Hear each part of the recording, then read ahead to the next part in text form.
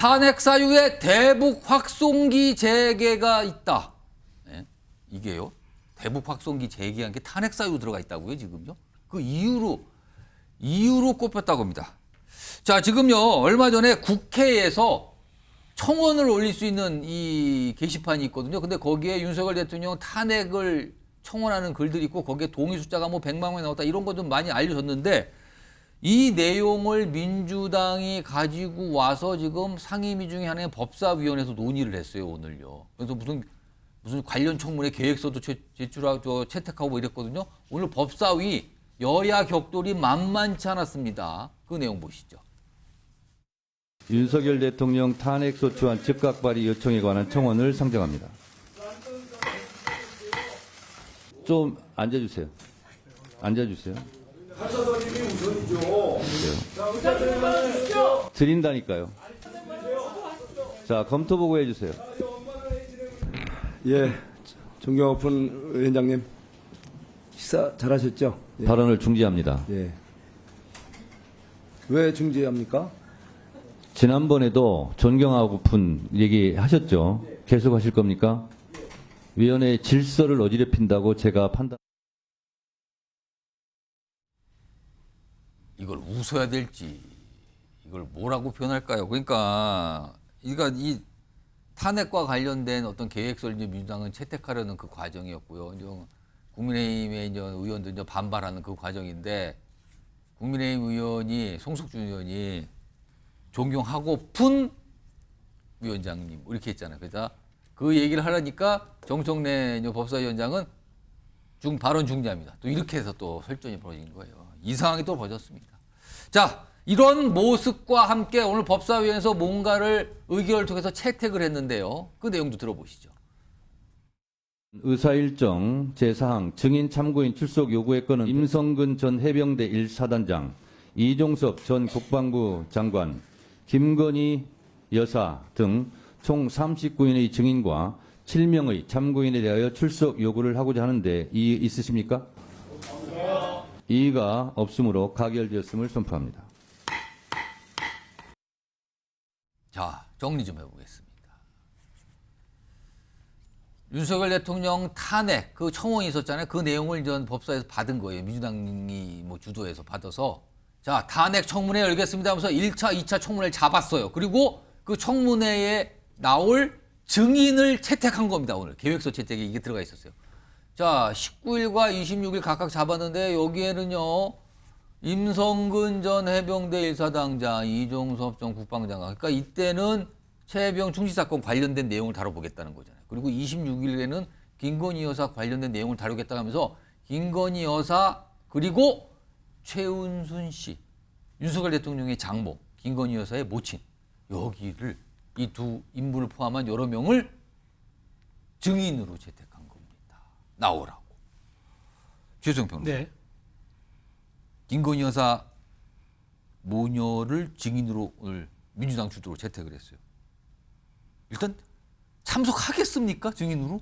저는 안 한다고 봐요. 왜냐하면 이번 그 법사위가 의결한 이 탄핵 말하자면 조사위 구성 자체가 이건 위법 소지가 있기 때문에 그래요. 그러니까 지금 120만 명 넘게 청원했기 때문에 청원 요건을 갖추어서 이거를 지금 추진하겠다는 것 아닙니까? 탄핵 청문회를. 예. 그런데 지금 여기에 정확하게 적시된 사안은요. 그 공무상 비밀, 감사, 수사, 재판, 행정심판, 조정, 중재가 진행 중인 사항, 허위의 사실 등은 청원 처리의 예외로 규정을 했습니다. 우리 국회법과 청원법에 그렇게 나와 있어요. 그런데 한 겁니다. 그런데 한 거. 그랬으니까 이거는 그 5만 명 이상의 법적 요건을 충족했다고 했지만 실질적으로 그거를 한번 따져보겠다고 하는 거기 때문에 저는 이 법 자체에 대해서 저는 국회가 동행명령서를 발부한다 하더라도 여기에 대한 해석의 여지가 있기 때문에 원천적으로 이거 원천적으로 문제가 있다. 저는 이건 그 위법에서 소지가 있기 때문에 민주당이 그러니까 법사위가 이렇게 한다. 그래서 국민의힘은 참여 안 한 겁니다. 그렇기 때문에 저는 이제 1차 청문회도 그래요. 7월 19일 날 하는 거는 최해병 사망 순직 사건입니다. 일주기 때 하겠다는 건 날에 맞춰서 하는 그날이 거고. 또 그렇군요. 그다음에 26일 날 하는 거는 지금 여러 가지 검사 탄핵에 대해서 지금 어마어마한 역풍이 부니까 이걸로 한번 물타기 해보자. 제가 보기에 탄핵은 안 갑니다. 안 가지만 이걸로 인해서 망신 한번 주고 치고 빠지기 전략을 민주당이 하자는 건데 예. 이렇게 정말 이런 완력을 조자령 헌칼 쓰듯이 이렇게 완력 쓰라고 170석 준 거 아닙니다. 저는 법사위가 지금 굉장한 저는 폭주하고 있다고 봅니다. 박찬환 교수님은 오늘 증인 채택 이거 어떻게 보십니까? 역시나 전국의 핵은 최상병 특검, 김여사 특검 두 개가 핵심입니다. 그런데 지난 21대 때도 그랬지만 지금도 오늘도 최상병 특검 대통령이 거부권 행사했잖아요. 예. 결국은 거부권을 행사했을 경우에 국민들에게 호소하는 수밖에 없습니다. 민주당이 할 수 있는 게 뭐가 있습니까? 그러면 민주당은 22대 국회 전략이 간단해요. 모든 권한과 기회를 활용해서 예. 윤석열 정부의 이런 치상병 특검, 그다음에 김건희 여사 관련된 특검에 대한 지지율을 끌어내겠다는 겁니다. 예. 그렇기 때문에 지금 탄핵 청원에 대한 기회를 잡았잖아요.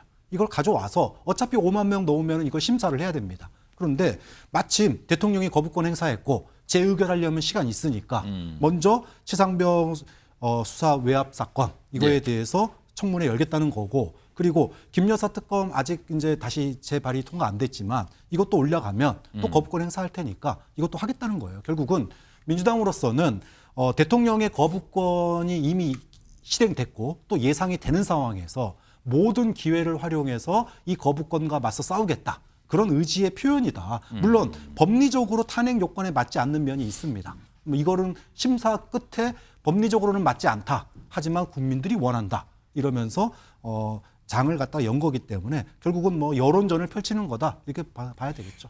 박찬환 교수님, 특히 김건희 여사와 김건희 여사의 모친 최은순 씨를 증인으로 채택한 거는 민주당 역시 출석 안 할 것을 예상하면서 혹시 채택한 건 아닙니까? 안 나올 거라고 예상을 하겠죠, 당연히. 그런데 청문회의 주제가 원래 탄핵 청원에서 이 청원인이 올린 거는 예. 크게 보면 4개입니다. 예, 하나는 해병대 관련된 수사 예, 예. 외압, 그다음에 김여사 관련 논란, 일본 굴종 외교, 그다음에 대북 확성기 이건데 이 중에서 2개를 핵심으로 꼽은 거예요. 그렇기 때문에 특검, 그러니까 최상병 특검, 그다음에 김건희 여사 특검 요 2개를 가지고 여론전을 펼치겠다는 거니까 안 나오더라도 7월 26일 날에는 김 여사 관련된 의혹을 다시 재점화하겠다. 민주당의 의지는 뭐 분명합니다. 이런 상황은 좀 가고 있습니다. 이제 법사위가 뭐 만만치 않은 상임으로 최근에 뭐 부상을 했죠. 이런 가운데요, 이 국회에 올라왔던 이 탄핵 청원 속에는요, 뭐 이러한 이유 때문이라고 이제 적혀 있거든요. 근데 그 내용을 보면 한 몇 가지가 돼요. 화면을 좀 정리해 볼까요? 이겁니다. 5가지 정도 사유돼 있는데 뭐 해병대, 이 해병 관련된 거, 뭐 수사단장에 대한 외압 행사, 그다음에 뭐 주가 조작, 뇌물수수, 양평 고스톱 이런 것도 있고요. 근데 여기 보면 대북 확성기 방송 재개 등으로 전쟁 위기를 주장했다. 이게 지금 탄핵 사유라고 좀 들어가 있거든요. 이건 일단 이승환 전 행정관은 어떻게 보십니까? 저 부분 특히. 다른 건 몰라도 저건 들어가면 안 되죠. 그리고 저 청원을 한 당사자 누군지 다 공개되지 않았습니까? 우리가 알아내려고 알아낸 게 아니고 본인이 나와서 인터뷰하고 내가 이거 청원한 사람이다라고 자랑하고 다닙니다. 이 사람 국가보안법 이적행위 등의 전과 5범의 전과자입니다. 저런 사람의 청원을 가지고 어떻게 제1야당이 예. 그 청원을 받아들여서 이것이 국민의 뜻이다. 물론 저 사람이 청원하기는 했지만은 나머지 100만 명의 국민들의 의사도 존중해야 된다고 생각합니다. 하지만 국가보안법을 위반하고 이적행위를 했던 전과 5범의 사람이 대북 확성기 이게 대통령의 탄핵 사유다라고 말하는 것을 어떻게 수용할 수 있는지 저는 그것이 더 의문입니다. 과연 저 사람과 저것을 받아서 이게 탄핵 사유다라고 말하는 민주당의 국가관 자체가 저는 의문이 됩니다. 민주당이 요즘에 국회법 굉장히 좋아하지 않습니까? 국회법에는 이렇게 나와 있습니다. 국가기관을 조롱할 대상으로 하는 탄핵에 대해서는 소추를 인정하지 않고 있습니다. 이것 자체가 진짜 국가기관과 대통령을 조롱하고 희롱하기 위해서 하는 것인데 민주당이 이렇게 탄핵에 자신이 있다면 검사도 탄핵하고 대통령도 이 탄핵 청원에서 이대로 하자고 하면은 민주당도 정말로 자신 있게 저는 맞다이로 들어왔으면 좋겠습니다. 민주당도 불체포 뭐 특검 은어까지 쓰시면서 지금 막 열변으로서 지금 불체포 녹취하고 특검 계세요. 포기하고 들어오십시오. 그리고 국민 소환제 받아들이고 예. 들어오십시오. 그렇지 않고서는 이 무소불위의 권력을 휘두르는 이 갑질의 모습은 국민께 비난받을 수밖에 없습니다. 본인들도 내놓고 하는 게 있어야죠. 검사도 탄핵하겠다. 이제 판사도 탄핵하겠다. 대통령도 탄핵하겠다 하면서 본인들의 아무것도 내놓지 않은 모습 자체가 저는 국민의 마음을 사지 못할 거라고 생각하고요. 이거 탄핵소추안 청문회 하실 거면요. 지난번에 문재인 대통령 때 들어왔던 147만의 탄핵 청원, 그리고 그땐 청와대 청원이었죠. 예. 그리고 국회로 들어와서 5만 이상이 동의해서 소위로 넘겼던 문재인 대통령의 탄핵 청원 2건도 같이 논의하셔야 되는 거 아닙니까?